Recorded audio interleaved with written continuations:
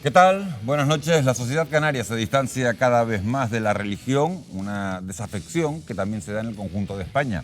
De hecho, por primera vez, los ateos y agnósticos son mayoría entre los menores de 34 años.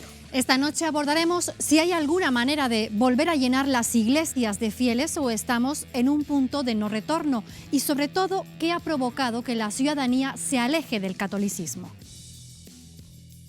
El Papa Francisco siempre habla también de la autocrítica, tenemos que hacer autocrítica. La Iglesia no es una aduana, que no te preguntemos a ti si eres homosexual, que no andemos sacando de quicio cosas que no hay que sacar de quicio. Bueno, pues ese vacío que deja la religión tradicional es aprovechado por algunas sectas que se dedican a captar personas que pasan por un mal momento en su vida. Canarias es uno de los territorios en los que más grupos de este tipo proliferan. Sí, y hemos hablado con una persona que perdió a un familiar por culpa de una secta. Un testimonio que podrán ver esta noche. Esto es solo un adelanto. ¿Qué es lo que ofrecía o lo que vendía este grupo? Canalización de energía, ayuda al planeta, buenas energías, estás llamado personas que puedes aportar algo a la humanidad. No veía ningún peligro. Quizás los últimos 5 meses o 6 meses antes de que pasara del desenlace de que le asesinaran, pues sí, ahí. Pero no hubo un cambio de actitud.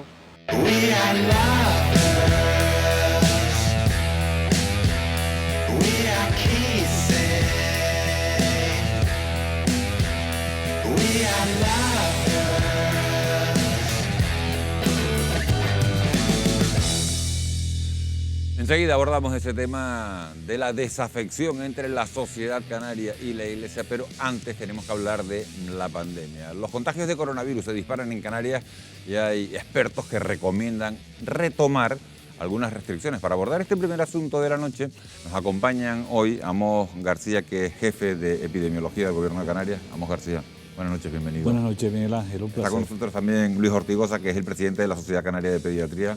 Doctor Ortigosa. Hola, buenas noches. Bienvenido, gracias por estar con nosotros. Ana Darias, su directora médica de Atención Primaria de Tenerife. Ana, bienvenida. Hola, buenas noches. Gracias por acompañarnos. Y Natacha Sujanani, que es la gerente del Hospital Universitario Nuestra Señora de la Candelaria. Buenas Natacha, noches. bienvenida, gracias por acompañarnos. Como decía, aunque los contagios por COVID no paran de aumentar en las islas, el Gobierno de Canarias descarta de momento nuevas restricciones. De hecho, y según la Consejería de Sanidad, este aumento de casos no se traduce en un primer instante en un aumento de la presión hospitalaria. Laura de Pablos, tú tienes esos datos. Así es, Miguel Ángel, y efectivamente lo primero que enfatizan desde Sanidad es que la situación a día de hoy nada tiene que ver con la que se vivió al inicio de la pandemia. Y aunque hay un aumento de los contagios, la situación en los hospitales no obliga a destinar espacios convencionales a tratar la COVID como sí ocurrió en los últimos 2 años. De hecho, la última actualización de datos contabiliza 1.951 nuevos contagios de COVID entre personas mayores de 60 años, que es el grupo de población al que se le hace seguimiento, y una incidencia acumulada a 14 días de casi 1.372 casos por cada 100.000 habitantes, lo que supone un 700% más a la que se registró justo hace un año, cuando era de 170 casos por 100.000 habitantes. Pese a ello, hay 22 personas ingresadas en UCI en los hospitales canarios frente a las 38 de hace un año, lo que demuestra el importante papel que han jugado las vacunas a la hora de prevenir las formas más graves de la enfermedad.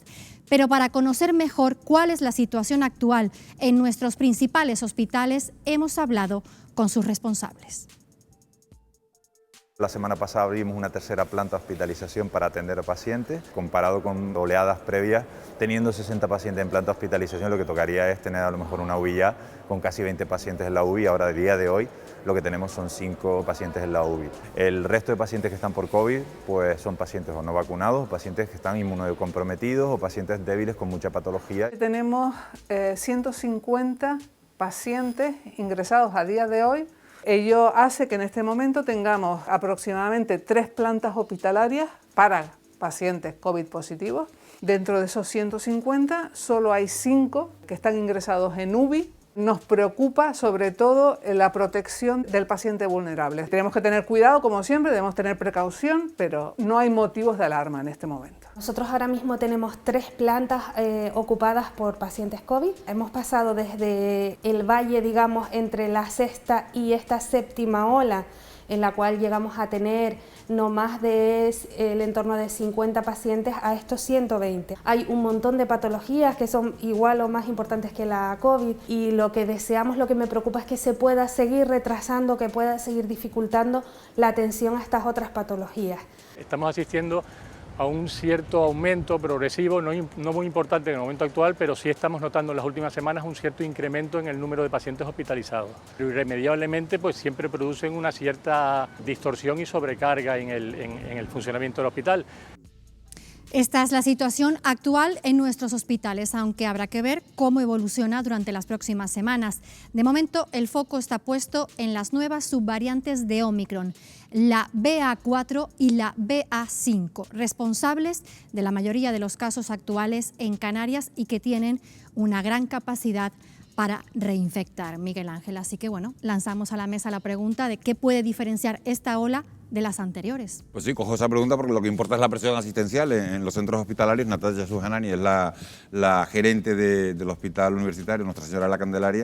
¿Podemos descartar, Natacha, un colapso de los hospitales? ¿Hasta qué punto es diferente esta situación de la anterior que teníamos? Bueno, esta situación es diferente básicamente en el que estamos viendo 2 perfiles claramente diferenciados y es las personas que ingresan con el COVID, pero que ingresan por otro tipo de patologías y que en el momento del ingreso, al hacerles la prueba de control, la PCR, encontramos que son positivos por coronavirus y son asintomáticos o con muy pocos síntomas y acuden por otro tipo de patología, y después las personas que ingresan a causa del coronavirus, en el que estamos viendo desde luego un predominio de pacientes mayores y en un estado muy delicado de salud previo, con mucha pluripatología y pacientes inmunodeprimidos. Uno cuando ve las cifras nos llaman bastante la atención porque fíjense, en Canarias la incidencia acumulada a 14 días es de casi 1.372 casos por cada 100.000 habitantes y esos datos son muy superiores a los del año pasado. Y eso que solo estamos contabilizando a los mayores de 60 años. ¿Hay motivos, Ana Darias, para preocuparse? ¿Deben volver algunas restricciones? Hombre, yo creo que volver a algunas restricciones, obviamente la situación es diferente porque estamos sin mascarilla. No tiene nada que ver la situación del año pasado a esta y efectivamente lo que tú comentas, los datos en mayores de 60 años son los que son, pero hagamos una sola idea de lo que puede haber por debajo de 60 años, que es una amplia mayoría. Obviamente yo estoy de acuerdo con Natacha en que el perfil y la gravedad de los pacientes ha cambiado muchísimo y si hacemos una visión y nos imaginamos qué cantidad de positivos probablemente haya que no estamos detectando, la proporción de pacientes ingresados es muchísimo menor, ¿vale? ¿Colapso del sistema? Bueno, el colapso del sistema no solo va sino por la cantidad de bajas que pueden surgir, porque aunque no lo estemos controlando, si estamos dando bajas por COVID a gente joven, bueno, habrá que ver, habrá que esperar si se trata de un pico, llegaremos y como ocurren otras cuestiones y podemos soportarlo, o nos vemos en una situación un poco más complicada. Amos García, leía el otro día en los periódicos, veía a Amos García diciendo: no descarto que se vuelva a utilizar mascarillas en interiores. ¿Volveremos a tener que incrementar el uso de la mascarilla? Sí, 2 cosas. Yo creo que en una pandemia nunca se puede descartar ningún tipo de medida. Pues máxime un virus de las características del SARS-CoV-2, que nos ha dado muchas sorpresas. Pero en cualquier caso, yo creo que lo que tenemos que reforzar en estos momentos es la siguiente idea. Hay todavía personas que no han recibido la 3ª dosis de vacuna, es decir, no están completamente vacunados. Y el primer discurso que debemos tener desde el punto de vista profesional es reforzar la idea de esas personas de que para que estar bien protegidos, máximo en un momento en que el virus está circulando con gran intensidad, es fundamental que reciban esa 3ª dosis. Y al mismo tiempo, otra cosa que me parece fundamental, el que la mascarilla no sea obligatoria en determinados espacios interiores no quiere decir que sea altamente recomendable para determinados perfiles. Lo que tenemos que hacer es fundamentalmente proteger a nuestros vulnerables, que son los que tienen un mayor riesgo, como ha dicho la gerente de Nuestra Señora de la Candelaria, de acabar con un cuadro muy complejo y con complicaciones severas. Pues para eso lo que tenemos que decir a los vulnerables: oye, si acudes a un espacio interior donde además va a haber más personas, por favor, lleva la mascarilla puesta. No la dejes, llévala. Y al mismo tiempo las personas que cuidan a los vulnerables o que tienen contacto con él, lo mismo. no dejes de ponerte la mascarilla mientras estés en contacto con los vulnerables. Doctor Ortigosa, hay algo que nos preguntamos todos, con las nuevas variantes, ¿haber superado el virus es sinónimo de inmunidad? Haber superado el virus, el tema es que nosotros tenemos un porcentaje alto de vacunación en España. Desafortunadamente la población infantil de 5 a 12 años se quedó a medio camino, y aprovecho este momento para decir que efectivamente, y ya lo ha dicho Amos, hay que continuar el proceso de vacunación. Primo, vacunar a la gente que no se ha vacunado, que hay algunos que no se han vacunado, y completar adecuadamente la vacunación. La inmunidad que han dejado las vacunas, ojalá fuese una inmunidad permanente. Desafortunadamente, esta vacuna, el objetivo que han tenido es el que han tenido, es decir, evitar los casos graves de enfermedad, evitar las hospitalizaciones y evitar las muertes, y controlar la pandemia. En el caso de los niños, te quería preguntar, Luis, al final en Canarias estamos 5 puntos por debajo, en los niños de 5 a 12 años, 5 puntos por debajo de la media nacional, con un 39,5% de los menores vacunados. ¿Sigue siendo aconsejable vacunarlos?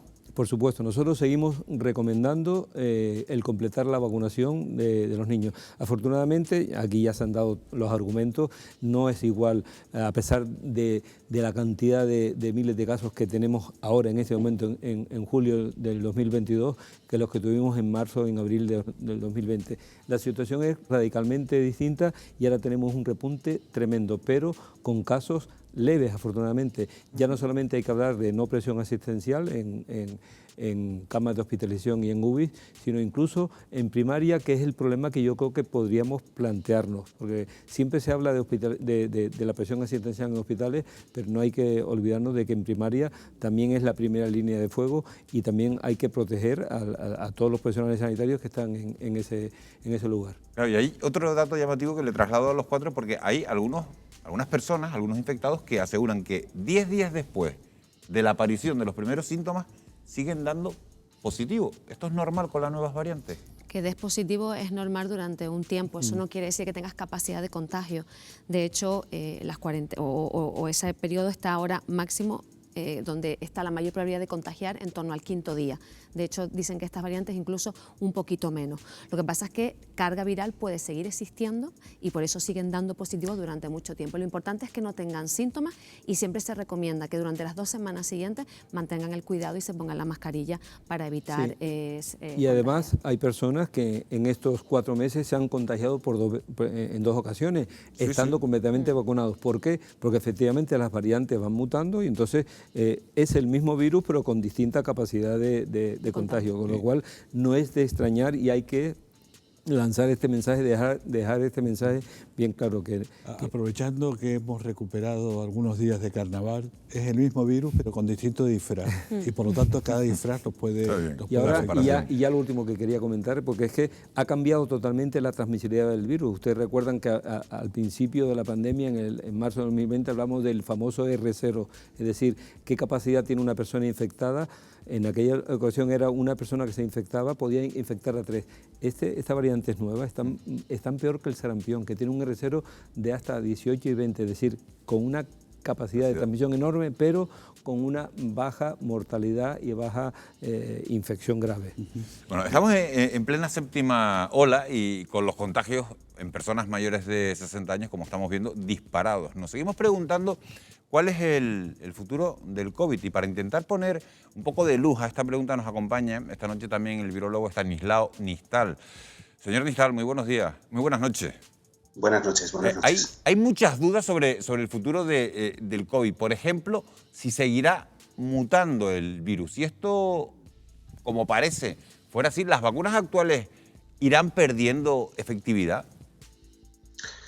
Bueno, evidentemente sí, todos los virus de RNA, y unos más que otros, pero todos los virus de RNA y todos los virus en general tienen un sistema evolutivo que, para poder seguir manteniéndose, para poder seguir causando infecciones, es imprescindible que sigan evolucionando, y su método de evolución principal, su método evolutivo genético principal es a través de las mutaciones o a través de cambios genéticos muy grandes, cosa que con este virus de momento es algo poco probable. En cuanto a cómo esas mutaciones pueden afectar nuestra inmunidad, pues hay que definir dos cosas. Una, sí, lo estaban diciendo antes muy bien, el virus cambia de disfraz, pero aunque la mona se vista de seda, mona se queda. El virus sigue siendo en su esencia prácticamente pues teniendo unas características muy similares en cuanto a su antigenicidad, en cuanto a sus propiedades inmunogénicas, muy parecidas al que tenía inicialmente, con lo cual podemos también discernir la inmunidad en dos tipos de inmunidad, la que podamos generar con anticuerpos y la que podamos generar mediante células linfocíticas, de células T, y tanto una como la otra son muy eficaces a la hora de contener una infección, pero nos aportan distintas propiedades. La primera, sí, el virus se puede cambiar de disfraz y puede hacer que los anticuerpos que antes le reconocían ahora no le reconozcan. Pero la segunda, la inmunidad mediada por células T, es algo mucho más difícil de evadir. De esa manera, a medida que el virus vaya mutando, puede ir evadiendo parte, pero no totalmente la inmunidad. Vamos a ir generando a medida que nos infectemos, a medida que nos vacunemos con futuras dosis, vamos a ir generando una inmunidad celular que nos va a ir protegiendo aunque el virus evolucione, y posiblemente cada vez que nos acostumbremos, cada vez que convivamos más con el virus, lo esperable es que este virus se convierta en un virus pues menos dañino para la población. Esa es la idea. Claro, como estábamos diciendo antes, las nuevas variantes de Omicron tienen una gran capacidad de reinfectar. De hecho, todos conocemos a personas que se han contagiado varias veces. ¿Dónde queda entonces, doctor, la inmunidad de rebaño? ¿Va a ser algo imposible de alcanzar? Bueno, a ver, para los virus, el doctor Amos sabe también mucho sobre esto. Para tener una inmunidad de rebaño efectiva, tenemos que tener una inmunidad que sea capaz de actuar de manera de bloqueo en la transmisión del virus muy eficaz. Esto es, que podemos infectarnos, pero el virus no va a salir de nuestro cuerpo, no va a llegar a otra persona o lo va a hacer de una manera muy ineficaz. Cuando estamos hablando de algunas vacunas para prevenir infecciones por virus respiratorios o por bacterias respiratorias, es a veces difícil conseguir esa inmunidad de rebaño o esa inmunidad bloqueadora que contenga completamente al virus. Algunas vacunas lo consiguen y otras no. Podemos tener una inmunidad que nos proteja de enfermarnos, pero no una inmunidad que nos proteja de que el virus entre, se replique y llegue a transmitirse a otra persona. Entonces, en ese sentido, con las vacunas que tenemos en estos momentos va a ser complicado conseguir una inmunidad de rebaño de la manera que lo que tenemos conceptualizado. Sería necesario una inmunidad que fuera capaz de bloquear tanto la entrada como la salida del virus a nivel de la mucosa. Y eso es algo en lo que en algunas vacunas que se está trabajando en estos momentos están tratando de conseguir, pero con las vacunas actuales va a ser complicado llegar a él. Estanislao Nistal, muchísimas gracias por haber estado esta noche en directo, en Fuera de Plano, aquí en Televisión Canaria. Muchas gracias. Muchas gracias a ustedes. Gracias. Amos García, una pregunta. ¿Será este 2022 el último año de la pandemia o queda COVID para rato? No, vamos a ver, el COVID, el SARS-CoV-2 va a seguir con nosotros, no va a desaparecer. Eso no acaba con el año. No va a desaparecer. Posiblemente estemos en condiciones de ir mejorando las intervenciones frente al COVID conforme vayamos consolidando vacunas de nueva generación que vayan teniendo un efecto mucho más positivo sobre el perfil de variantes que están circulando en estos momentos. El otoño va a suponer posiblemente ya la llegada de vacunas que engloben una capacidad protectora potente frente a las variantes de Omicron y a su vez también frente a las variantes clásicas. Y eso es un punto de partida importantísimo para ir yugulando lo que puede ser la pandemia. Sin olvidar lo que dije antes, la mascarilla, que es un instrumento poderosísimo en el control de la pandemia, no es obligatoria, pero por favor, los vulnerables, que la sigan usando en interiores, por favor. ¿Y el virus seguirá mutando hacia formas menos virulentas? Claro, es que es lo que estamos viendo. El virus está mutando a formas menos virulentas, pero más transmisibles. Es decir, el virus se está diluyendo, pero lo que venimos diciendo en esta mesa durante meses, no veremos o no seremos conscientes de cuándo será el final de la pandemia. Hace 2 meses no pensábamos que íbamos a tener una séptima ola tan transmisible como la que estamos teniendo ahora, pero ya hemos visto que los hospitales no están afectados, que las UBIs no están llenas y que no se están hospitalizando a las personas, que los que están están habiendo son muchos procesos catarrales, algunas personas tienen fiebre, dolor de cabeza, pero efectivamente el virus va perdiendo en capacidad de generar enfermedad en las personas, enfermedad grave, y probablemente poco a poco no sabemos si tendremos una octava, una novena ola, pero cuando nos demos cuenta ya estaremos conviviendo con él sin darnos cuenta. Sobre eso quería preguntarte, Natacha, ¿tendremos que acostumbrarnos a nuevas olas cada 2 o 3 meses o llegará un momento en el que este contagio del virus se estancará? Bueno, en eso, como bien dicen los expertos, el doctor Ortigosa y el doctor García, pues parece que la tendencia es efectivamente, probablemente si este virus quiere sobrevivir y quiere continuar, tendrá que hacerse más transmisible, pero menos virulento. Yo sí que hay que pensar en cómo estábamos en las mismas fechas el año pasado, ¿no? En el que teníamos la variante Delta, si no recuerdo mal, en plena quinta ola, que teníamos las UCIs tremendamente colapsadas, cuando realmente la incidencia acumulada no era tan grande como la que estamos viendo ahora, solo en población mayor de 60 años. Ahí sí que el sistema tuvo un riesgo importante de colapso y realmente la patología estaba atacando con muchísima potencia a personas, sobre todo de colectivos vulnerables, pero también a los que tenían dosis parciales de vacunas o no estaban vacunados. Y yo creo que hay que enfatizar y tenemos que enfatizar que estamos en este momento gracias a las vacunas que tenemos, que todavía no son perfectas y que podemos seguir avanzando en ellas y que tenemos que seguir avanzando en crear inmunidad contra el coronavirus. Y yo creo que en esto es lo que tenemos que centrarnos, en que las vacunas han funcionado. El que hoy podamos estar aquí hablando de esto es el éxito de la ciencia y el éxito de las vacunas. Entonces, creo que ese es el camino por el que tenemos que seguir y seguir insistiendo a la población que aún no se ha puesto las dosis de refuerzo, pues que lo hagan, porque realmente estamos en esta situación gracias al desarrollo tan tremendo que ha tenido la ciencia. Sí, perdona, yo creo que no merece preguntarnos hasta cuándo. Yo creo que lo que tenemos que intentar es encontrar ese equilibrio entre convivir con el virus y evitar que nuestra salud, la de la población, se vea mermada y en sí nuestra vida. ¿La atención primaria está mejor, Ana? La atención primaria no está mejor, pero porque arrastra problemas de atrás, que no hemos podido llegar a todos esos pacientes vulnerables, los que ahora el COVID además hace más daño porque probablemente, bueno, pues han quedado un poquito relegados, ¿no? Y tenemos que avanzar en el resto de pacientes. Es decir, la vida sigue, hay mucha gente que necesita atención médica y el COVID no puede monopolizar la atención sanitaria. Y a ese punto tenemos que conviva como ocurre con la gripe, como ocurre con el virus sincitial respiratorio, como cualquier otro virus, que sea capaz de no limitar la atención y el acceso a otras personas que necesitan de la sanidad en toda su cobertura. Además, probablemente muchos... perdón. Yo creo que es evidente que este virus se terminará estacionalizando. Es un virus respiratorio y tendrá su máximo apogeo en el invierno y dará lugar a picos como nos los da la gripe, pero es lo razonable. ¿Por qué ahora un virus respiratorio está teniendo este esplendor con temperaturas tan elevadas como la que tenemos? Porque estamos en pandemia, está circulando muchísimo y eso facilita la transmisión. Cuando consigamos controlar algo el proceso, y eso va a ser fundamental con las vacunas, se estacionalizará y ya tendrá otro escenario de intervención. Decía que es importante lo que decía Ana, ¿no? También en muchos de estos pacientes que estamos viendo que ingresan a causa del COVID y que son pluripatológicos, es verdad que en el tiempo en el que la pandemia ha monopolizado la atención sanitaria porque no nos quedaba otro remedio, muchas de esas patologías crónicas que son las que estamos viendo que cursan concomitantemente con la infección COVID, son las que de alguna manera...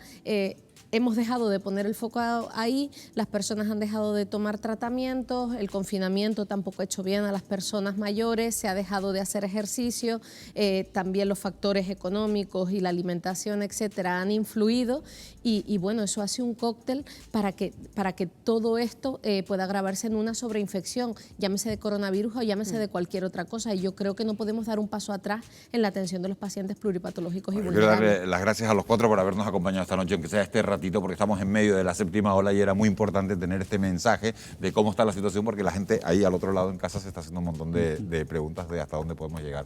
Amos García Rojas, muchas gracias. Muchas gracias. Natacha Sojanani, un placer. Gracias. Luis Ortigosa, Ana Darias. Gracias por habernos acompañado esta noche en pleno mes de julio.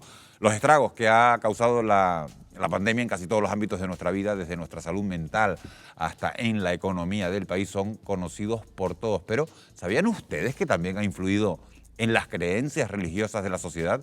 Según un estudio basado en datos del CSIS, Laura de Pablo, la pandemia ha provocado que el número de ateos en España, en nuestro país, se multiplique. Así es, Miguel Ángel, y precisamente en concreto la Iglesia Católica lo está resintiendo. La pérdida de fieles es significativa, mientras crece en otras religiones. Y nos preguntamos cuál es el motivo de esta crisis del catolicismo. Lo vamos a analizar a la vuelta de publicidad en tan solo un minuto. El Papa Francisco siempre habla también de la autocrítica, tenemos que hacer autocrítica.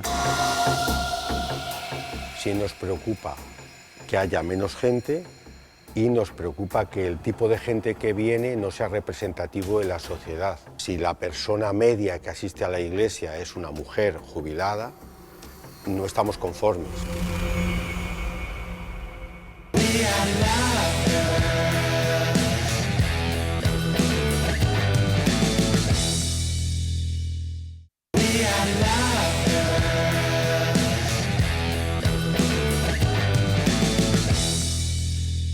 Como les contábamos hace un instante, la Iglesia Católica pierde fieles, los jóvenes españoles son cada vez menos creyentes. Además, aquí en Canarias el 91% de las bodas celebradas el año pasado fueron civiles. ¿A qué se achaca esta pérdida de feligreses? ¿Por qué está en crisis la Iglesia Católica en Canarias? Hemos ido a hablar con el obispo de la diócesis de Canarias. ¿Qué está cambiando en la sociedad canaria para que la clase de religión tenga cada vez menos alumnos? ¿O para que cada vez un menor porcentaje de contribuyentes marque la casilla de la Iglesia en su declaración de la renta? El año pasado, la Conferencia Episcopal ingresó 5,5 millones de euros menos que en 2019. Hoy el obispo de Canarias nos ha citado para explicarnos a qué achaca esta pérdida de fieles. ¿Ha disminuido? Claro que ha disminuido, porque ha disminuido las declaraciones de la renta. Mucha gente que tenían antes eran solventes y hoy no son solventes. Después, en esas declaraciones de la renta, no aparecen los católicos que no tienen que hacer declaración. El Papa Francisco siempre habla también de la autocrítica, tenemos que hacer autocrítica. Sí hay que poner muchas cosas al día. Luego tenemos que quitar todo, ha dicho el Papa también con acierto, que la Iglesia no es una aduana. Que no te preguntemos a ti si eres homosexual, que no andemos sacando de quicio cosas que no hay que sacar de quicio. También muchas veces hemos presentado un cristianismo que era todo un moralismo. Es lo que piensan algunos. Si bajamos el listón, volverá la gente. No podemos olvidarnos que donde está cimentada la Iglesia es el perdón. Pues yo digo, debajo del manto de la Virgen del Pino cabe todo el mundo.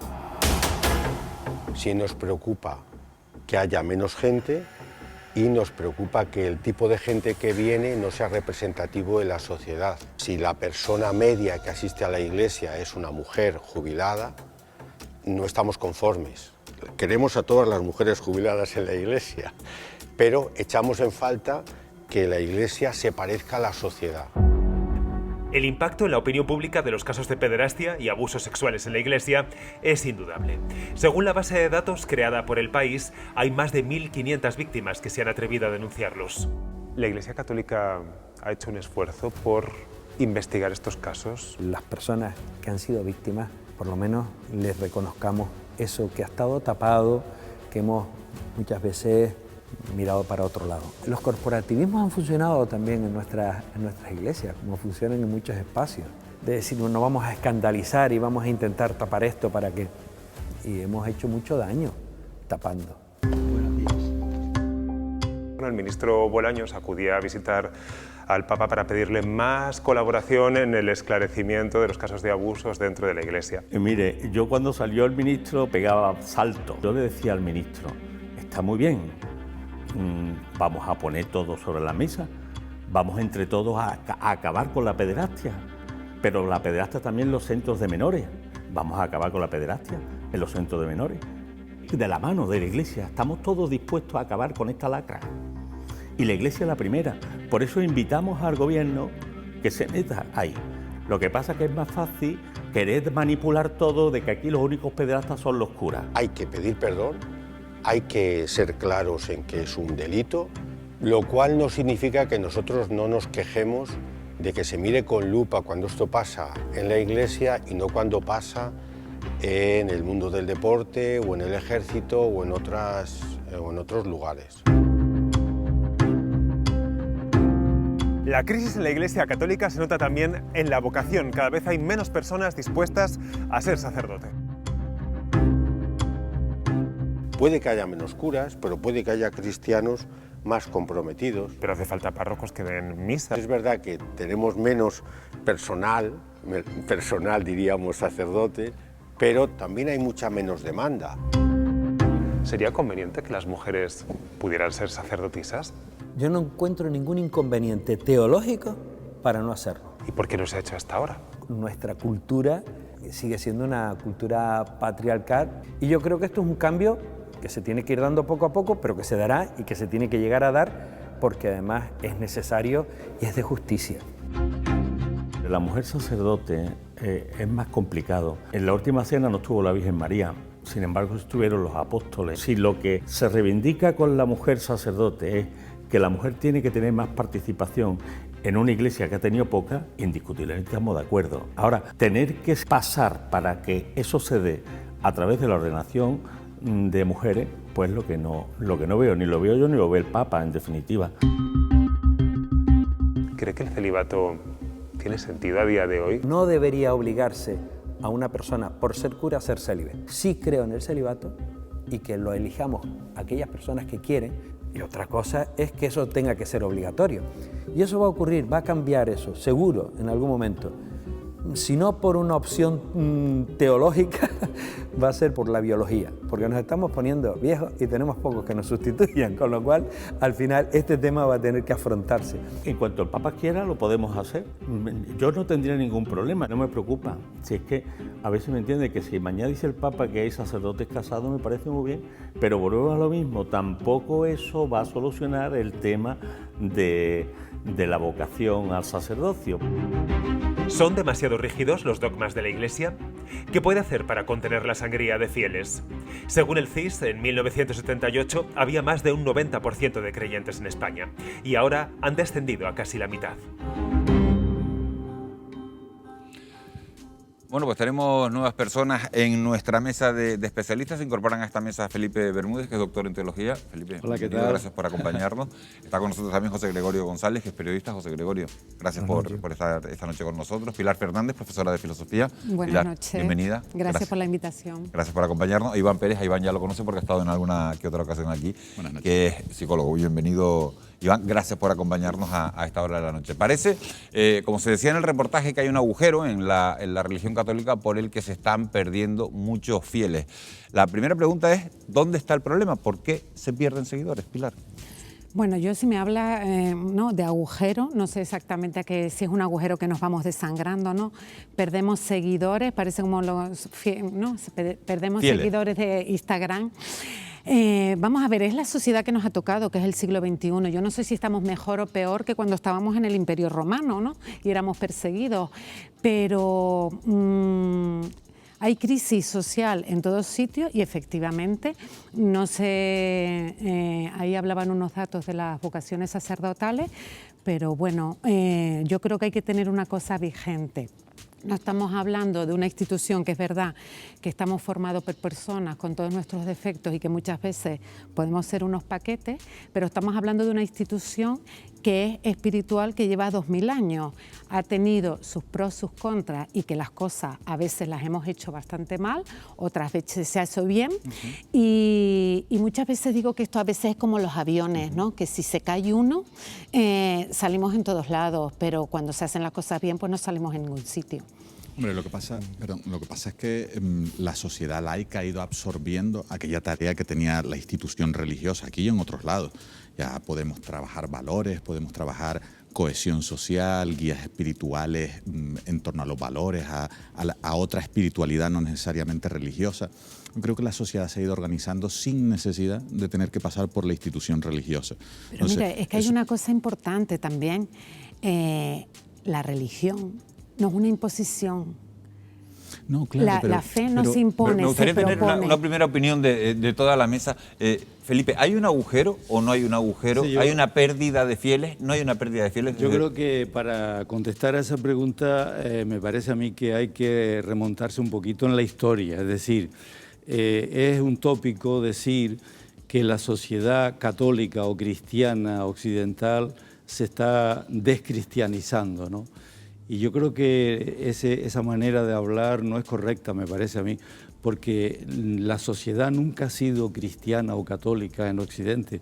Ha habido, por ejemplo, en España, en el Estado español, somos herederos de aquel nacionalcatolicismo que se impuso después de la Guerra Civil y durante la dictadura franquista, y ese montaje era un montaje sociopolítico, obligado, forzado, y por tanto el que todo eso se haya ido desmoronando con la venida de la democracia es algo positivo. Es decir, no supone que la Iglesia ha perdido un valor o una relevancia social, sino que aquello era impuesto y que no había un supuesto catolicismo oficial español, y ahora la gente se está marchando. Es decir, lo malo de esa situación que heredamos, aunque se pueda hablar de otros factores, es que no había una adhesión personal a la fe, y cuando esa adhesión personal no existía, pues ese cristianismo sociológico fue desapareciendo. Es el mismo fenómeno que ocurrió en toda Europa, pero en España ocurre por la dictadura franquista como 40 años más tarde. En fin, es un fenómeno que hay que analizar con perspectiva histórica, creo. José Gregorio, algunos asuntos como los escándalos de pederastia que se han dado en el seno de la Iglesia Católica, ¿crees que eso ha podido perjudicar a esa marcha de fieles? ¿Crees que la posición de la Iglesia en este tema ha sido tajante? ¿Tenían que haber ido un paso más allá? Hombre, es indiscutible que no da buena prensa, eso es evidente, ¿no? Pero no creo que influya en sí en los creyentes, ¿no? La fe es otra cosa, ¿no? Evidentemente te tiendes a alejar, tiendes a distanciarte públicamente de esta confesión si está en este tipo de escándalos, ¿no? Pero no creo que sea el motivo, ¿no? Realmente, ¿no? Entiendo que el cristianismo y el catolicismo están en proceso de transformación y que lo que estamos viviendo es natural y evoluciona, sencillamente, ¿no? Lo veo por ahí, ¿no? Pero bueno, obviamente los escándalos siempre perjudican, pero quizás más desde una lectura o una aproximación social, dando munición a quienes pues, critican la institución más que al que tiene fe realmente, ¿no? Me gustaría apuntar a Felipe, que hablabas del cristianismo, del catolicismo, aduciendo, diríamos, a tiempos franquistas, que no los viví, y decías como que no era una cosa de Occidente. Si te fijas bien, que eso lo sabes mejor que yo, que eres historiador, los tres pilares de Occidente, no de España, sino de Occidente, es Grecia, Roma y el cristianismo.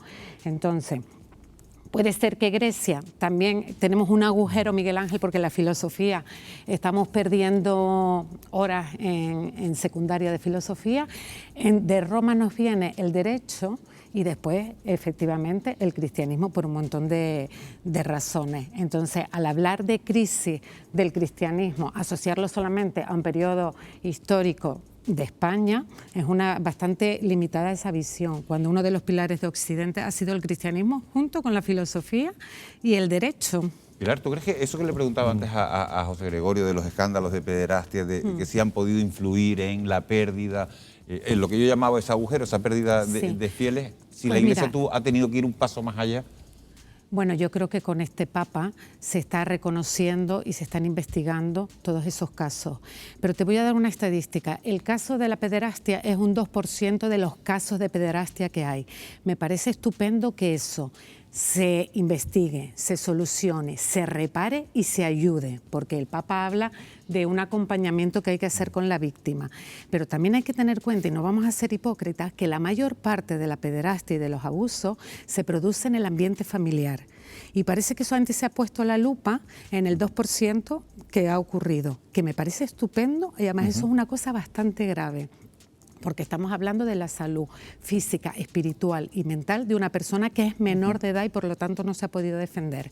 Pero no seamos hipócritas y vamos a poner la lupa en todos los casos que tenemos de pederastia, no solamente en el de la Iglesia Católica. Hay otros asuntos, independientemente de la pederastia, leyes polémicas. Estoy refiriéndome a la ley del aborto, al matrimonio homosexual, a la ley trans, que se han topado con el rechazo rotundo también de la Iglesia Católica. ¿Ustedes creen que la religión debe adaptarse a los tiempos actuales? ¿Puede hacerlo? Hombre, yo no sé si debe adaptarse o no, porque al final es una cuestión de creencias, pero yo me acuerdo ya hace muchos años cuando estudiaba algo de esto, que hay tradiciones dentro de los grupos religiosos y dentro de la Iglesia Católica, que es quizás uno de los más antiguos que tenemos ahora mismo. Hay tradiciones con mayúsculas y tradiciones con minúsculas. Las de la minúscula son todos los que tienen que ver con el ámbito de la sexualidad, que son normas humanas, y evidentemente ahora mismo esa es una de las fuentes de pérdida de crédito de las religiones organizadas, de las religiones institucionalizadas. Esa pérdida de crédito es por estar ausente de la realidad, por mirar a otro lado del mundo científico, por mirar a otro lado de las necesidades de la población, siempre aduciendo que vamos camino al caos. Pero no solamente es una cuestión religiosa, sino también una cuestión de creencia política. Mientras más te arrimas al margen centro-derecha, más dura va siendo los criterios en torno a la moral sexual, a la libertad individual, solamente referida a la sexualidad y a la mujer, porque es solamente referida a la sexualidad y a la mujer, porque la derecha liberal propone la toma de decisiones individuales. Entonces, religión solo es sociedad. Felipe Bermúdez. No, yo completando un poco lo que intentaba decir antes y comentando también lo que decía Pilar, a ver, yo creo que cuando hablo de una perspectiva histórica me refiero que la crisis del catolicismo o del cristianismo en general no es algo solo europeo, es una cosa global. Pero claro, yo tratando de situarme en el mundo español, ¿no?, del Estado español y de Canarias, había que recordar que vivíamos tradicionalmente en España ese nacionalcatolicismo de la época franquista. Vinieron los aires renovadores del Concilio Vaticano II en la década de los 60 y eso supuso realmente como un renacimiento de la Iglesia, de una Iglesia que buscaba un poco algo que estaba pendiente de siglos atrás, que es una especie de reconciliación o diálogo con la modernidad, con todo lo que eso tiene en aspectos sociales, políticos y eso. Pero cuando viene el concilio, en España se recibe eso. Pero cuando viene la democratización en España, desde la misma Iglesia viene un periodo contrario al concilio. Pero vamos a intentar hablar de asuntos más candentes que de historia, que al fin y al cabo... sí, bueno, no, pero era para entender un poquito, pero era de acuerdo. No, me gustaría preguntarle, por ejemplo, crisis de vocaciones, ¿es uno de los grandes problemas de la Iglesia? ¿Hacer del celibato algo opcional contribuiría a solucionar el problema? Pues mira, creo que no. Porque cualquier sacerdote o cualquiera, sea sacerdote, obispo que esté dedicado ahora mismo 100%, que es uno de los del celibato, a la vida religiosa, incluso laica, sacerdotal, etcétera, etcétera, no es una cosa fácil. Es que vemos muchas veces como que todo es fácil y que me estás diciendo que quitas el celibato y entonces se nos van a llenar los seminarios. No, hombre, a lo mejor, ¿no? A lo mejor es... Yo creo que no. Yo creo que eso forma parte de lo que yo estaba intentando hablar. Es decir, en este momento lo que la mayor parte de la gente sensata que piensa en la Iglesia ve que el celibato obligatorio es un anacronismo que debe desaparecer de la Iglesia. Y no que quiere decir que desde ese momento empiezan a haber muchas vocaciones al sacerdocio, pero lo que no tiene sentido es que eso se mantenga como una norma, porque en este momento la Iglesia Católica, uno de los hándicaps que tiene para su credibilidad en el mundo de hoy es que está unido los célibes, curas, varones, hombres, son los que mandan en la Iglesia, los que tienen todo el poder. Entonces, perdona, hay mujeres célibes también, no solamente los hombres los que son célibes en la Iglesia No, pero católica. Estamos hablando del poder, el poder en la Iglesia. Por ejemplo, ahora que se está celebrando el sínodo que ha convocado el Papa Francisco, que creo que ha sido una bendición para la Iglesia, que está haciendo, ¿no?, que está suponiendo, y estamos participando, yo por lo menos estoy participando activamente e ilusionadamente, pues, por ejemplo, no tiene sentido que una institución como la Iglesia Católica, 200 hombres célibes y mayores de edad sean los que eligen al Papa siguiente. Eso, por ejemplo, visto desde el punto de vista de la humanidad actual, cómo ha evolucionado la humanidad, eso supone un anacronismo histórico que no se sustenta. No somos históricos, no somos temporales, a pesar de estar hecho por personas.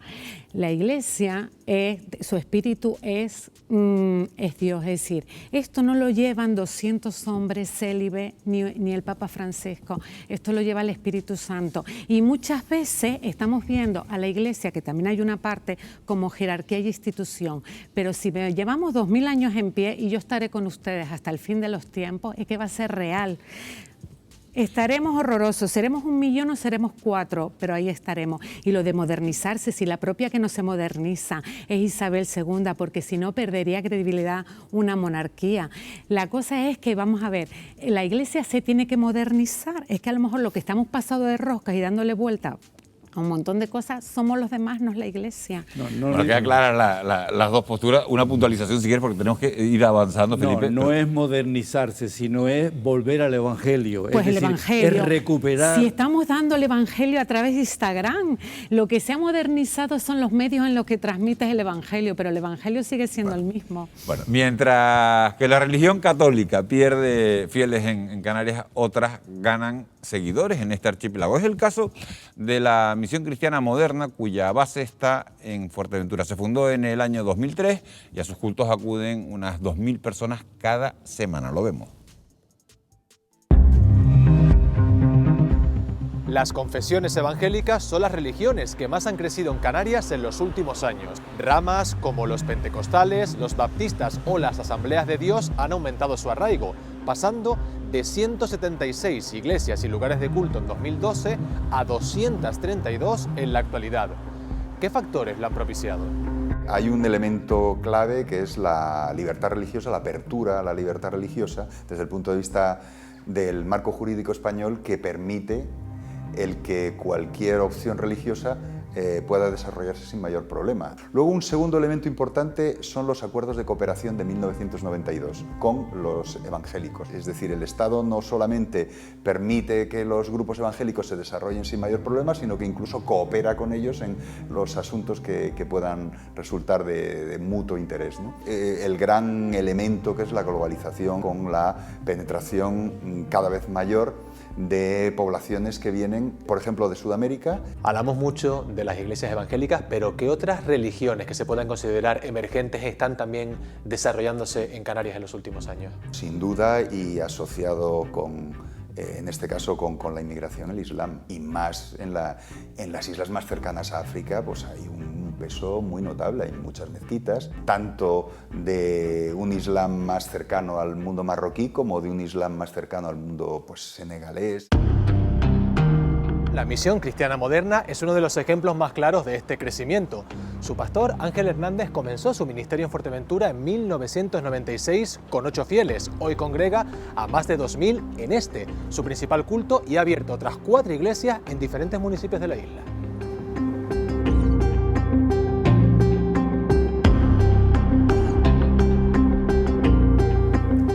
Pastor Ángel, estas son imágenes de uno de los cultos que se realizan aquí en la Iglesia Moderna de Canarias, con muchísimos feligreses. Pero ¿por qué se ha producido un crecimiento tan importante de esta iglesia y de las iglesias evangélicas en general en Canarias y en España? Eso tiene que ver mucho con el Evangelio. Lo que hace el Evangelio es transformar el sistema de creencias, y al transformar el sistema de creencias, pues transforma lógicamente tu vida. Eso pues se hace eco en la sociedad. Y también la actividad de la iglesia social, en el sentido de ayudar y colaborar al otro. La gente viene porque hay mucha gente trabajando, ayudando al vecino. Nosotros siempre nos hemos metido en las necesidades. Si hay una necesidad en el tema migratorio, nosotros nos hemos metido a cubrir esa necesidad. Si hay una necesidad en, por ejemplo, los albergues, que son los únicos albergues que hay en toda la isla, desde la perspectiva de la creencia del Evangelio, es inconcebible que tú tengas un lugar tan grande como este y que haya gente durmiendo en la calle. Todo ese trabajo en la parte positiva, en la que es un tanto más negativa quizás. Hay siempre ciertas polémicas en torno a las creencias evangélicas, como el asunto del diezmo, la excesiva emotividad de los ritos de corrientes como los neopentecostales. ¿Cuál es la valoración que se puede hacer de todo esto? En la iglesia evangélica nadie está obligado a diezmar y la gente en la iglesia da lo que quiere, o sea, no hay ni un mínimo ni un máximo, usted da lo que quiera. En Canarias el neopentecostalismo no está, de hecho, teniendo mucho aceptación, ¿no? Creencias que rozan los radicalismos emocionales, ¿no? Entonces, bueno, en nuestros cultos en Canarias en general son cultos muy tranquilos.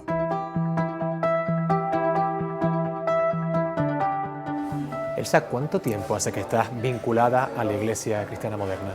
Pues te podría decir exactamente el tiempo que llevo porque llegué el 18 de abril del 2005, o sea que llevo 17 años aquí en la iglesia. ¿Qué es lo que te ha aportado a ti a nivel personal la Iglesia Cristiana Moderna que a lo mejor no encontrabas en la religión en la que fuiste educada inicialmente? Yo siempre dije que en mi vida faltaba piezas de un puzzle, lo cual me llevaba a sentirme insatisfecha.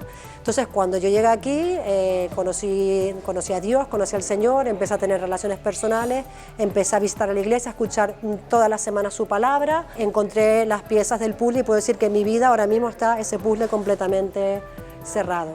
La gente encuentra amor, se dan cuenta de que va más allá de la labor social, que hay algo muy poderoso detrás de las personas que hacen esto y que Cristo está en nosotros. Entonces, una iglesia que no tiene amor por el prójimo, no lo concibo. Plenamente integradas en las zonas en las que desarrollan su labor y creciendo día a día en influencia y número de fieles, las religiones emergentes suponen un nuevo capítulo que está modificando sensiblemente el mapa espiritual de Canarias. Bueno, el número de iglesias evangélicas ha experimentado un aumento en Canarias. Felipe, te pregunto, ¿cuál crees que es el éxito de esta confesión? No, concretamente yo conozco bien la Misión Cristiana Moderna porque vivo en Fuerteventura, colaboro con la Misión Cristiana Moderna, somos buenos amigos y la labor social comprometida que hacen con los problemas de la sociedad, de los sin techo, de los pobres, de los migrantes africanos, ha sido ejemplar. Y en ese sentido nos dan ejemplo a los católicos y por eso la gente ve ahí autenticidad. Proximidad, yo creo que la clave está en eso, ¿no? En que ofrecen respuestas que no encuentran o que difícilmente encuentran en otras confesiones. Creo que esa es la clave, ¿no? Es decir, es una especie de apuesta por una opción algo más moderna, encuentran acomodo, encuentran respuestas. Bueno, lo comentaban ellos mismos, ¿no? Es decir, encontraban cosas de las que carecían en su culto, en el que fueron educados, en el culto tradicional. Yo creo que la clave está ahí, ¿no?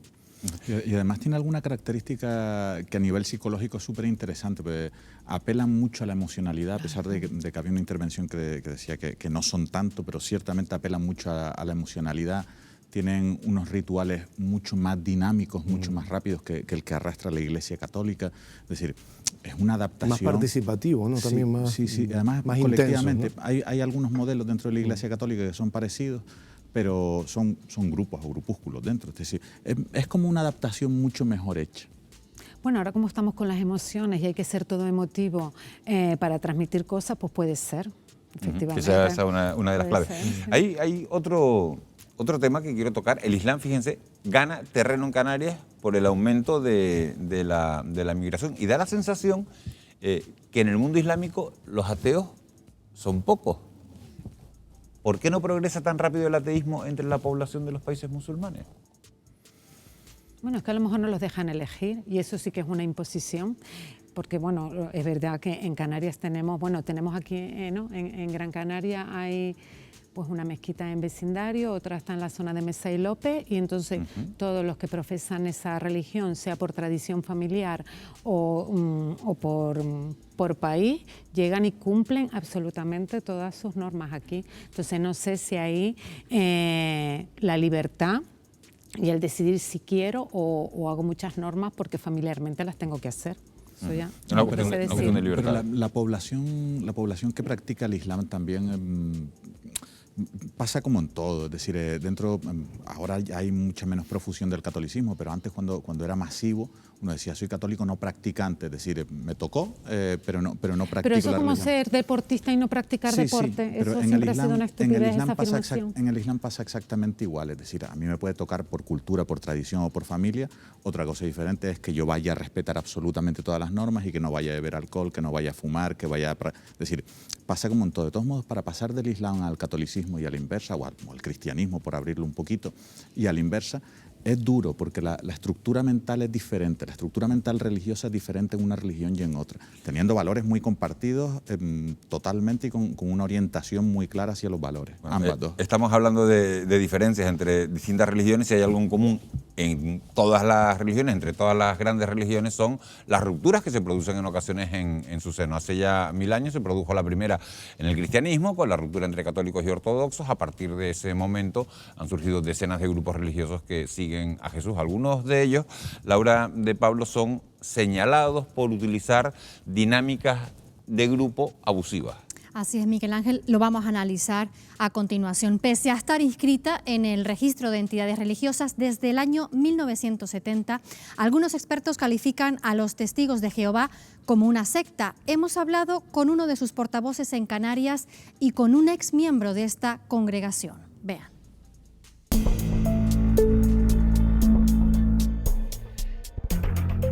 En España hay casi 120.000 testigos de Jehová, una cifra que en el mundo supera los 8 millones de personas. Una religión siempre rodeada de polémica, por esto hemos querido hablar con uno de sus portavoces en Canarias.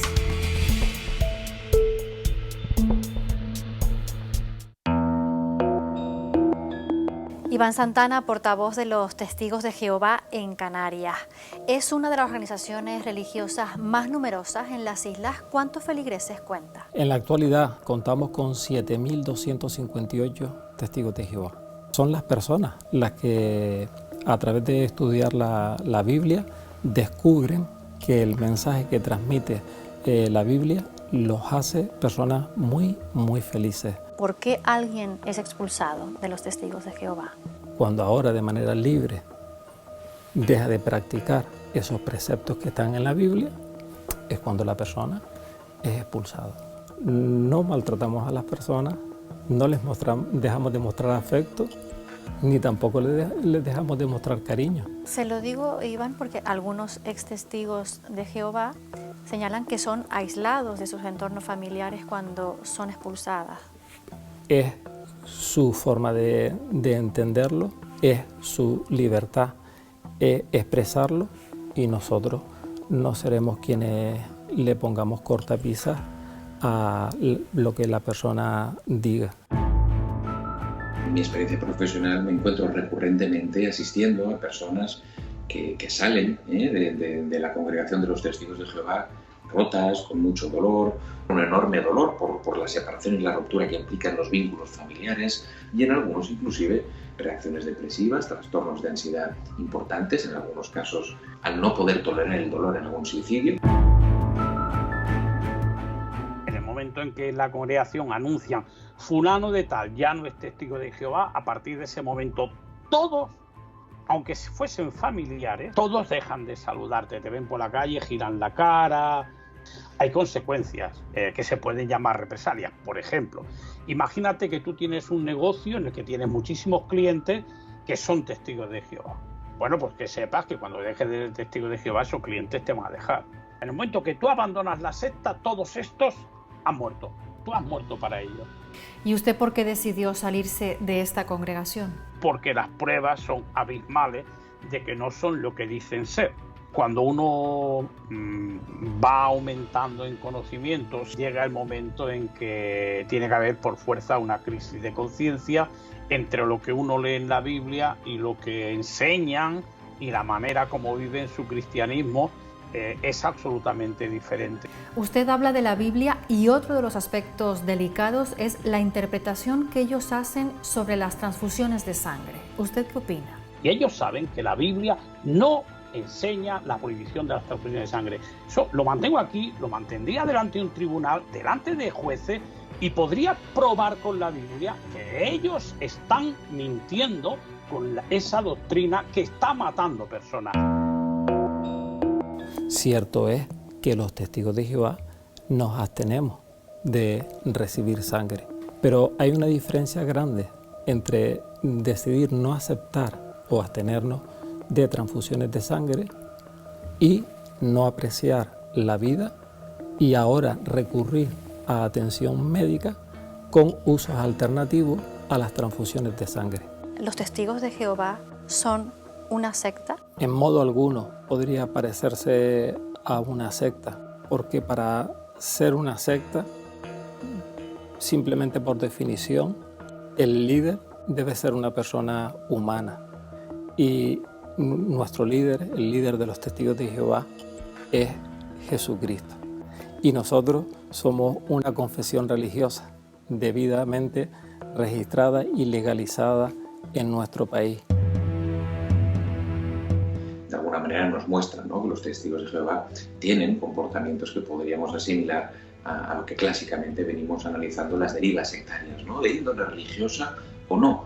Porque no porque un grupo esté registrado como una entidad religiosa significa que por ello queden exentas, ¿no?, de demostrar comportamientos o derivas sectarias, ¿no? Controversias aparte, los testigos de Jehová siguen sumando 2 siglos después miles de seguidores.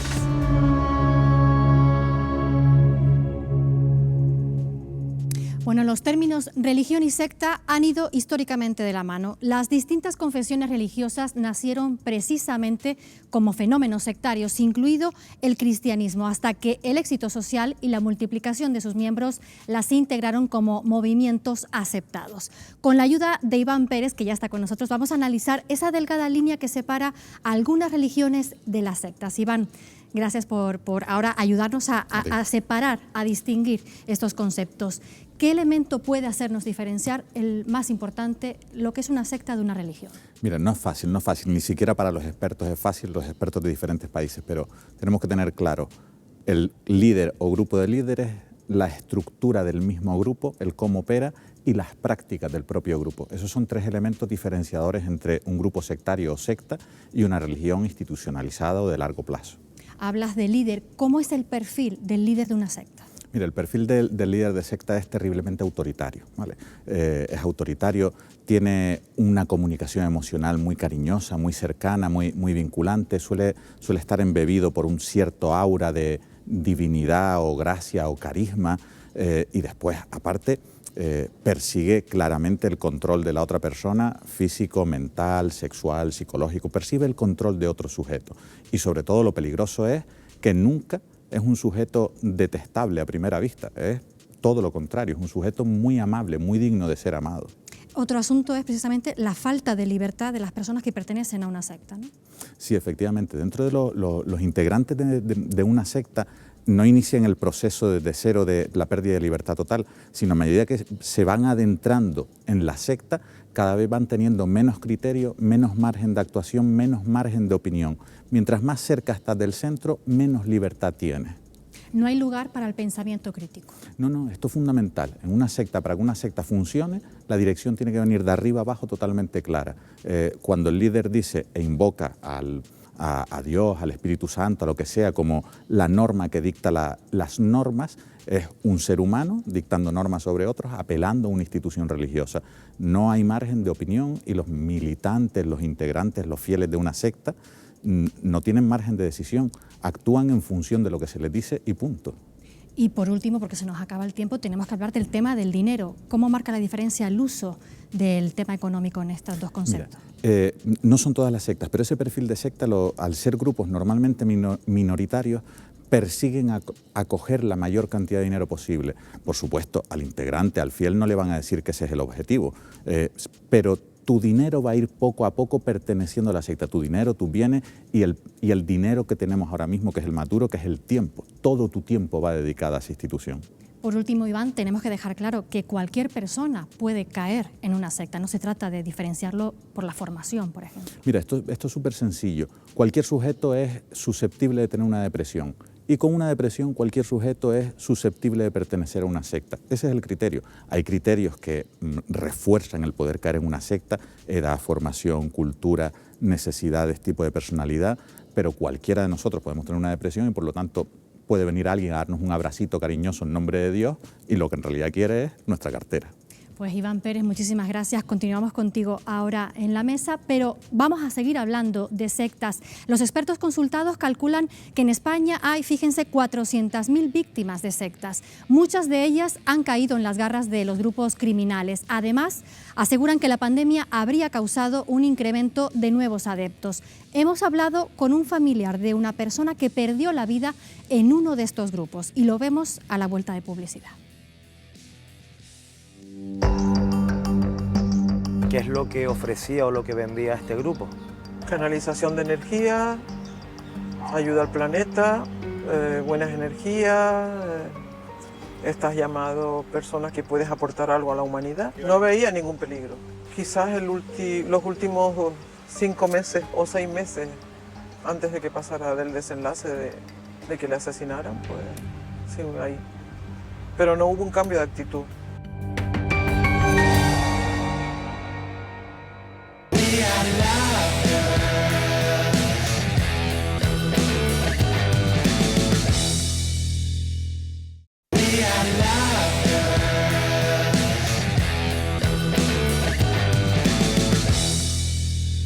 Seguimos en directo en Fuera de Plano en Televisión Canaria. Los expertos calculan que en nuestro país hay unas 250 sectas y entre 50 y 100 grupos con comportamientos sectarios, algo que afecta a casi 500.000 de personas. Canarias está entre las comunidades con mayor presencia de sectas en España, pero ¿cómo diferenciar religión y secta? En la religión hay libertad, mientras que la secta, en lugar de servir a la persona para esto, se sirve de las personas para sus propios fines. Junto a la libertad está la información y la transparencia. En las religiones hay un conocimiento de las doctrinas, de las prácticas, de los ritos, de las normas morales. Sin embargo, en las sectas hay un secretismo en torno a lo que hay dentro, mientras se muestra un escaparate muy atractivo, la trastienda es otra. Actualmente hay localizadas una treintena de sectas operando en el archipiélago. La mayoría utiliza la meditación como medio para alcanzar el equilibrio emocional, pero la realidad es totalmente diferente. Luis Santamaría, ¿cuáles son las principales sectas que están operando en estos momentos en Canarias? En las Islas Canarias tenemos una presencia de sectas de todos los tipos que hay. En primer lugar, las que proceden de las grandes religiones como el cristianismo, el hinduismo, el budismo, pero las que más están creciendo hoy en día y las que más llegan a la gente son las de tipo esotérico, por un lado, y todo lo que está en torno a las terapias, pseudoterapias, y también algo que es preocupante es el crecimiento de los cultos afroamericanos, especialmente la santería. ¿Cómo se organizan estos grupos y cómo es su funcionamiento? Hay muchos tipos de organización sectaria y de presentación hacia el exterior, pero algo que tenemos siempre en ellas es el liderazgo. Es fundamental en la secta el líder o el grupo de líderes que son los que llevan el control total de la organización y de sus miembros. Los perfiles normalmente de las personas que entran en este tipo de grupos son personas que se encuentran en un momento de búsqueda, en un momento de inquietud emocional, algún tipo de vulnerabilidad, o que incluso tienen ideas de un mundo mejor, un mundo más armónico. De esta manera, los grupos van a ofrecer una serie de catálogos, de cosas atractivas para esta persona, que no tienen que ver realmente con los objetivos finales del grupo. Los objetivos finales del grupo aparecen una vez la persona está profundamente manipulada. Uno de los casos de secta más sonados fue el del suicidio colectivo de la secta del Templo Solar que tuvo lugar en Suiza en 1994. Tras el informe forense se decretó que 16 de los fallecidos habían sido víctimas de asesinato, entre ellos un hombre de procedencia canaria. María, usted mantenía una relación directa con una persona que fue asesinada por la orden del Templo Solar. ¿Cuándo entra esta persona a formar parte de esta secta? En el año 86. Ahí empieza aquí en Tenerife o en Canarias. ¿Qué es lo que ofrecía o lo que vendía este grupo? Canalización de energía, ayuda al planeta, buenas energías, estás llamado personas que puedes aportar algo a la humanidad. ¿Cómo es posible que una persona de aquí de Canarias pueda caer en las redes de una secta que operaba o que tenía su sede en un país tan lejano al archipiélago? Pues vas cayendo porque poco a poco, pues que si vas a una reunión, te gusta, pues ves gente muy agradable, personas que comparten motivaciones contigo, pues comparten hobby. ¿Usted no apreció ningún tipo de cambio de conducta, de comportamiento de esta persona a raíz de que formara parte de la Orden del Templo Solar? No, en ningún momento. Es que no había nada que dijera que fuera una secta. Siempre siguió siendo la misma persona que conocía a todo el mundo a nivel calle, a nivel de todo. O sea, un marido excepcional, un padre ejemplar, maravilloso. No está dentro de lo que se suele ver por ahí como una persona que pertenezca a una secta o a una orden de estas. ¿Y usted era consciente de lo que él hacía y no le importaba que formara parte de ese grupo? Sí, era consciente. Y no me importaba para nada. No veía ningún peligro. Quizás los últimos 5 meses o 6 meses antes de que pasara del desenlace de que le asesinaran, pues sí, ahí. Pero no hubo un cambio de actitud. Y cuando llega a ese último viaje, ¿a usted se le puede llegar a pasar por la cabeza lo que va a ocurrir? No, ¿qué va? En ningún momento. ¿Cómo reacciona cuando se entera de esa dura noticia? Pues me hundí. Como cualquier persona, no te lo espera, no lo entiende, es incomprensible. Usted de manera indirecta, por la relación que mantenía con esta otra persona, llegó a estar de alguna manera vinculado, relacionada con este grupo. A día de hoy ha conseguido romper totalmente las relaciones con la Orden del Templo Solar. Desde el minuto 1. Yo no quise saber nunca nada más vamos, no. Es que y donde yo vea una situación ya que quieran imponerte algo, que va. No, para nada. Lección aprendida. Todo lo que te coarte un poco no de libertad, sino te quiera imponer un comportamiento, huye, sal. Da la espalda y vete para casa. La muerte es el peor de los finales, pero ¿es posible reconducir la situación y salir de un colectivo de estas características? Salir de un grupo sectario es posible.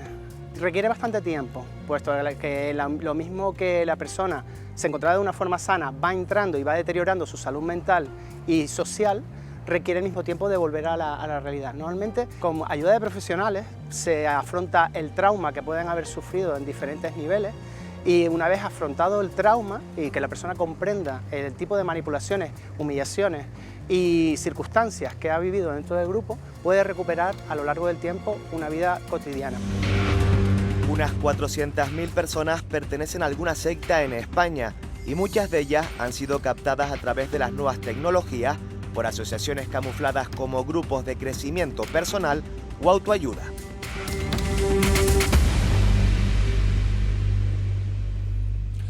Canarias es el tercer lugar con más grupos sectarios de España según la organización Redune. Históricamente el archipiélago ha sido el territorio elegido por muchas sectas para ubicarse, sobre todo en la segunda mitad del siglo XX. Sus líderes consideraban que nuestras islas eran el lugar idóneo para desarrollar su actividad. Hoy con Laura de Pablo, Laura, contigo vamos a hacer un repaso de las sectas más peligrosas que se han llegado a instalar en este archipiélago. Así es, Miguel Ángel. Y vamos a comenzar por la secta que se llama El Cabrito.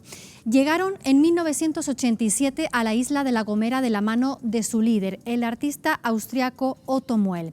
Compraron un terreno de más de 300 hectáreas en la playa del Cabrito, donde se instalaron. Al principio parecía una inofensiva comuna artística que proclamaba el amor libre sin ataduras, pero con el paso del tiempo se descubrió que Muell tenía relaciones sexuales con todas las integrantes, incluidas las menores de edad, algunas de las cuales además quedaron embarazadas. Muell fue detenido y condenado en su país de origen por pederastia y la secta se disolvió. Llegó a contar con 300 seguidores repartidos entre La Gomera, Alemania y Austria. Otra de las sectas que se instaló en Canarias y que también proclamaba el amor libre fue Los Niños de Dios. Llegaron a Tenerife en 1974 huyendo de la justicia de Estados Unidos. Su dirigente, David Berg, decía ser un elegido de Dios. La secta atrajo a estrellas del cine, de la música y a millones de adeptos de todo el mundo. Por ejemplo, los padres del actor Joaquín Phoenix, que también formaron parte de ella. La abandonaron cuando comenzaron a sospechar que la idílica comunidad en la que se habían refugiado funcionaba como una organización criminal. La congregación enviaba a las mujeres a una céntrica discoteca de Puerto de la Cruz a ofrecer allí sexo gratis a sus clientes. Hacía apología de la violencia y estaba en el punto de mira de la Interpol al ser considerada como una organización de alto riesgo. Acabaría siendo responsable de cientos de casos de abusos de menores, pero a David Berg nunca se le acusó oficialmente de nada. Murió en 1994. Prohibida en muchos países, el culto que creó tiene actualmente miles de miembros por todo el mundo. Otra de las sectas más sonadas es la que planeaba un suicidio colectivo en el Teide. Se trata de la Orden del Templo Solar. Esto sucedió en 1998. La policía evitó que una treintena de adeptos se quitaran la vida como había ocurrido en Suiza años antes, ya que estaban convencidos de que el fin del mundo sería inminente. Creían que una nave espacial recogería sus cuerpos en el Teide. Los agentes arrestaron a una psicóloga alemana como responsable, pero fue puesta en libertad por falta de pruebas.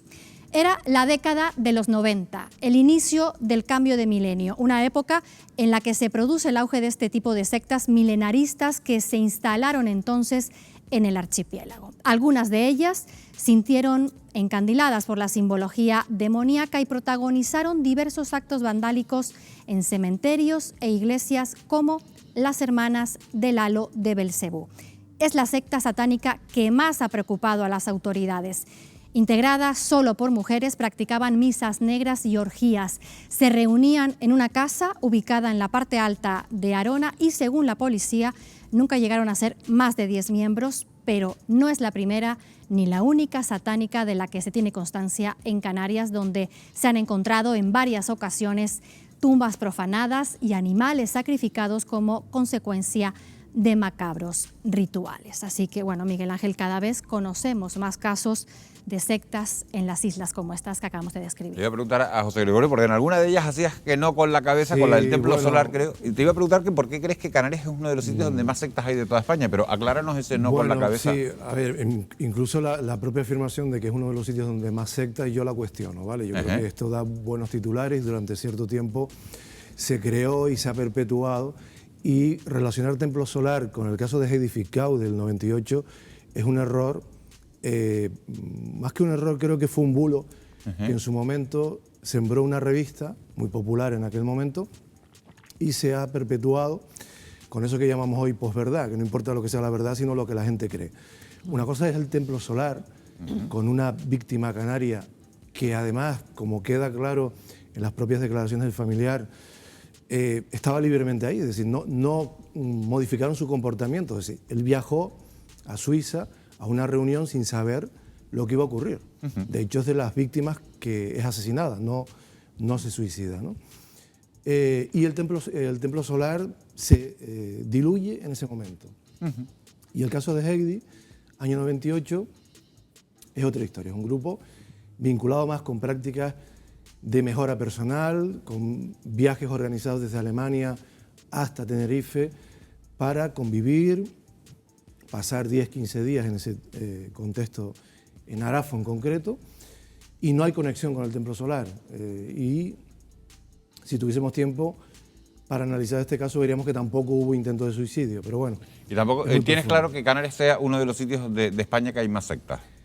Creo que tenemos diversidad, por una cuestión cultural, una cuestión de nacionalidades, pero más allá de eso, creo que todo es matizable y depende de quién etiquete a quién como secta, ¿no? ¿Comparten la opinión, Felipe? Iván.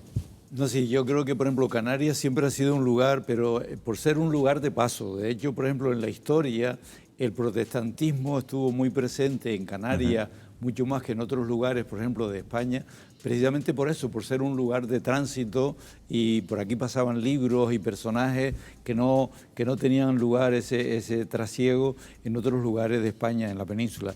Pero no es porque sea especialmente. Y luego, claro, el clima y el ser una población cosmopolita, o sea, todo eso, pero no creo que sea especialmente un lugar propio o para un atractivo para las sectas. Hemos visto que los comportamientos son muy sutiles a la hora de tratar de modificar el comportamiento de las personas. Pilar, ¿cuáles son las líneas rojas que habría que marcar cuando tenemos que empezar a sospechar?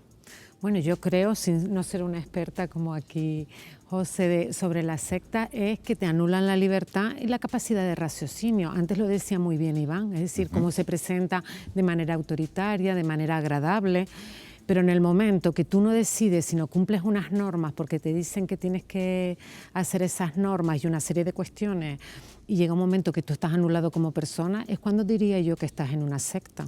Iván, ya no hace falta salir de casa para pertenecer a una secta, porque la nueva forma de captar se hace a través de Internet, a través del mundo cibernético. Son las sectas llamadas 2.0. ¿Cómo nos debemos proteger en Internet para no caer en estas organizaciones? Mira, es francamente difícil, porque como decía antes, una secta nunca te entra con el perfil agresivo, nunca te entra de manera dura. Pero cuando entramos en una institución, cuando nos piden dinero, cuando nos ofrecen, las dos versiones, cuando nos piden dinero para algo y cuando nos ofrecen cosas gratis. Gratis no hay nada, aquí gratis no hay nada. Cuando nos ofrecen cosas gratis, es decir, y sobre todo, irse a los registros de sectas y grupos sectarios. Las instituciones públicas son súper claras y establecen ese límite con la finura del bisturí.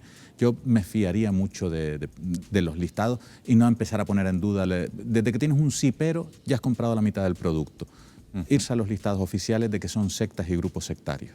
Bueno, pues son las 11:01, no nos queda tiempo para más. Yo les agradezco de verdad a los cuatro que nos hayan acompañado esta noche. Felipe Bermúdez, doctor en teología, gracias por haber estado aquí en Fuera de Plano.